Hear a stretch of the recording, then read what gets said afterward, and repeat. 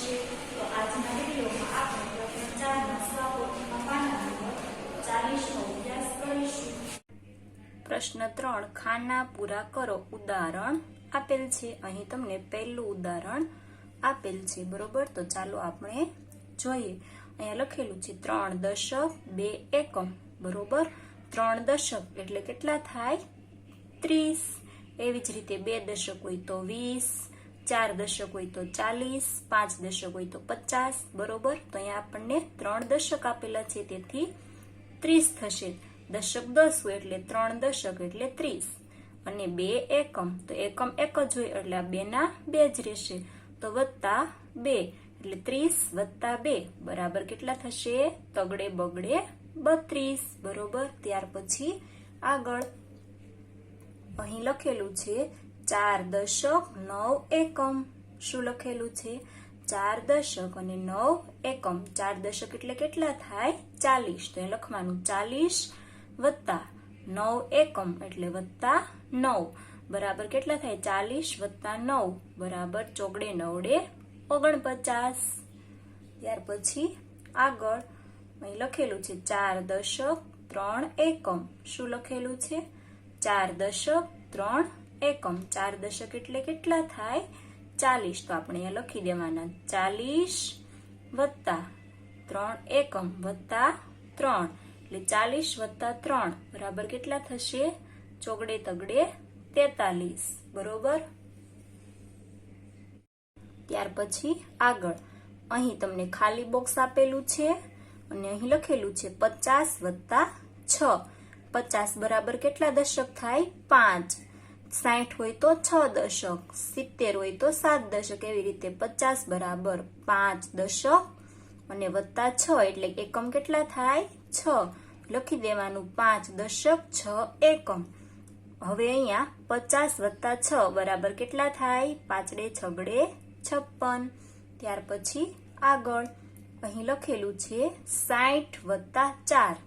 60 એટલે કેટલા દશક થાય? 6 દશક, બરોબર. આપણે અહીંયા લખવાનું 6 દશક અને વત્તા 4 એકમ કેટલા છે?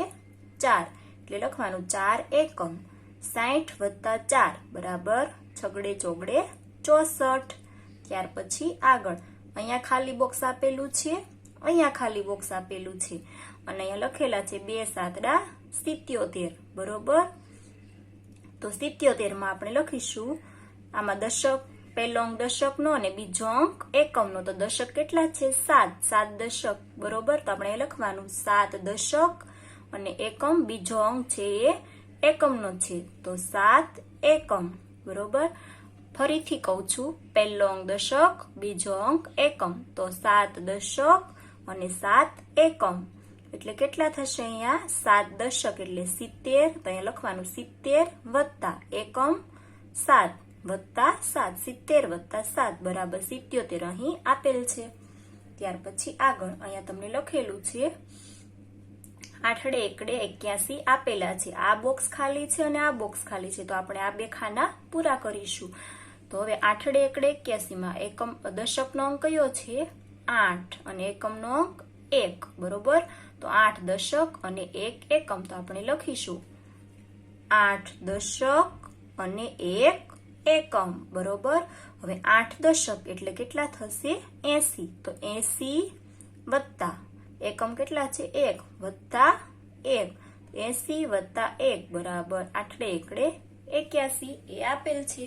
ત્યાર પછી આગળ અહીંયા લખેલું છે 8 દશક 9 એકમ.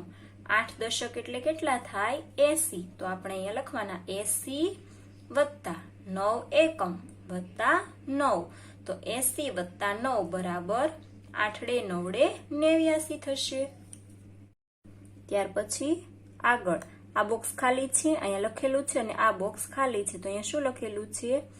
90 વત્તા 7. 90 એટલે કેટલા દશક થાય?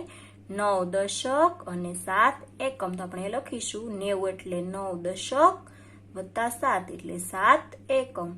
તો 90 વત્તા 7 બરાબર 9 7 97 થશે. એ આપણે અહીંયા લખી દેવાના. ત્યાર પછી આગળ અહીંયા આપેલું છે 6 દશક 0 એકમ. હવે આપણે અહીંયા લખીશું 6 દશક એટલે કેટલા થાય 60, તો એ લખવાનું 60 વત્તા 0 એકમ એટલે લખવાનું વત્તા 0, તો 60 વત્તા 0 બરાબર કેટલા થશે 60, 0 છે એક કોઈ સંખ્યામાં ગણાશે નહીં એટલે 60 વત્તા 0 બરાબર 60 થશે. ત્યાર પછી આગળ અહીંયા તમને લખેલું છે 80 વત્તા 8, 80 એટલે કેટલા દશક થાય 8 દશક અને 8 એકમ, તો આપણે લખવાનું 8 દશક 8 એકમ. તેથી 80 વત્તા 8 આપેલા છે, 80 વત્તા 8 બરાબર 2 આઠડા 88 થશે. ત્યાર પછી આગળ આ બોક્સ ખાલી છે, આ ખાનું ખાલી છે ને અહીંયા લખેલા છે 2 નવડા 99, બરોબર. તો 99 માં દશકનો અંક આ પહેલો છે દશકનો અંક કહેવાય, બીજો છે એ એકમનો અંક કહેવાય. તો અહીંયા 9 દશક અને 9 એકમ, તો આપણે પહેલા ખાનામાં લખીશું 9 દશક 9 એકમ. ત્યાર પછી બાજુમાં 9 દશક એટલે કેટલા થાય 90, તો લખવાનું 90 વત્તા અહીંયા 9, 90 વત્તા 9 બરાબર 99.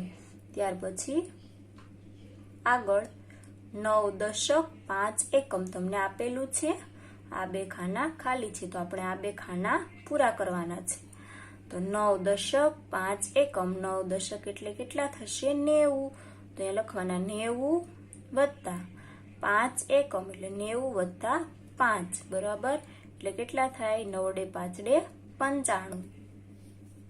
આજના વિડીયોમાં આપણે સ્વાવૃત્તિમાં પાના નંબર 39 નો અભ્યાસ